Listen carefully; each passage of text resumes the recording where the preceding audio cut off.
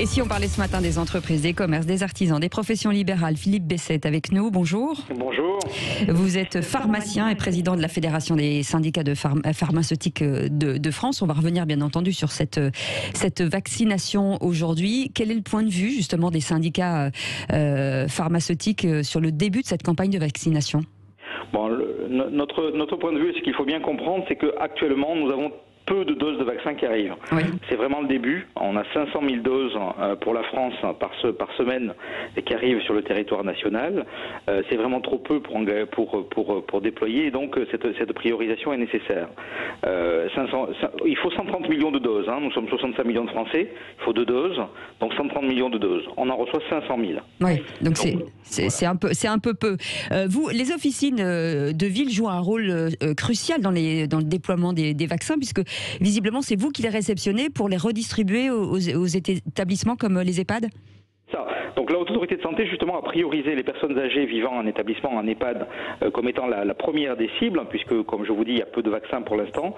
Et donc c'est les officines de pharmacie qui réceptionnent ces vaccins, qui font la traçabilité. La chaîne du froid, c'est un vaccin qui doit respecter une température basse avant d'être administré. Et donc nous faisons ça dans 6 000 pharmacies pour les EHPAD. Et demain, quand il y aura plus de doses disponibles, eh bien nous avons demandé au ministre de la Santé de pouvoir vacciner en officine.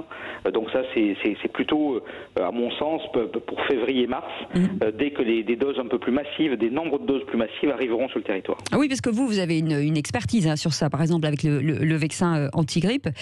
Comment ça pourra s'organiser ? Parce qu'en plus, vous êtes au plus près des clients, c'est plus facile. Est-ce que ça se fera, selon vous ? Est-ce que vous vous organisez déjà sur prise de rendez-vous ? Alors, en une journée, la première journée de la vaccination antigrippale, j'avais l'occasion de Cécile de le dire sur votre antenne, oui. On a vacciné 400 000 personnes en une seule journée. Donc vous voyez, on a la capacité d'augmenter sérieusement le nombre de vaccins par jour.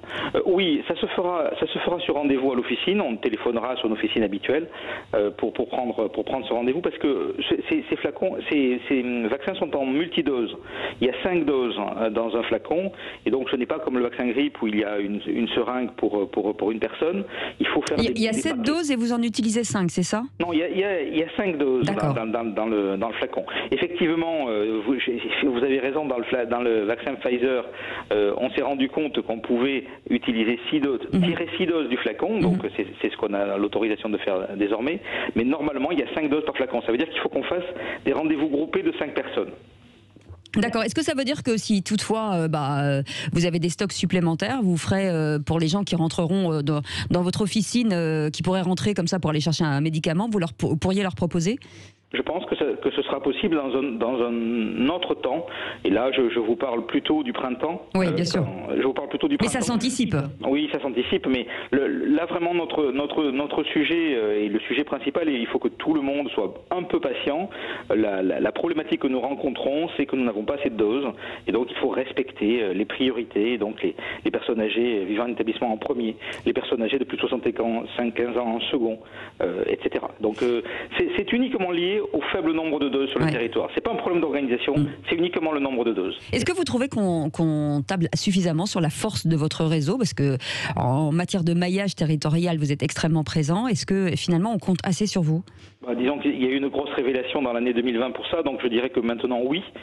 C'était peut-être pas le cas au début, mais entre la distribution des protections, donc des masques pendant la première partie de l'année 2020, ensuite le déploiement des tests antigéniques, la vaccination antigrippale, le relais des prescripteurs, parce que dans les confinements, les gens venaient récupérer leur ordonnance renouvelable, puisqu'ils ne pouvaient pas certains aller dans les cabinets médicaux.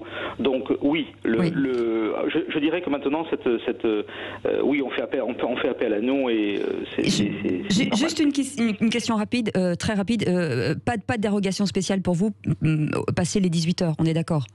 Si, c'est un service de santé, donc ça veut dire que nous pouvons accueillir le public tant pour les pharmacies de garde que pour venir récupérer des soins. Enfin, c'est un service de soins. Donc oui, on peut venir à nos officines après 18 heures. D'accord. Merci beaucoup Philippe Besset d'avoir été avec nous, pharmacien et président de la Fédération des syndicats de pharmaceutiques de France.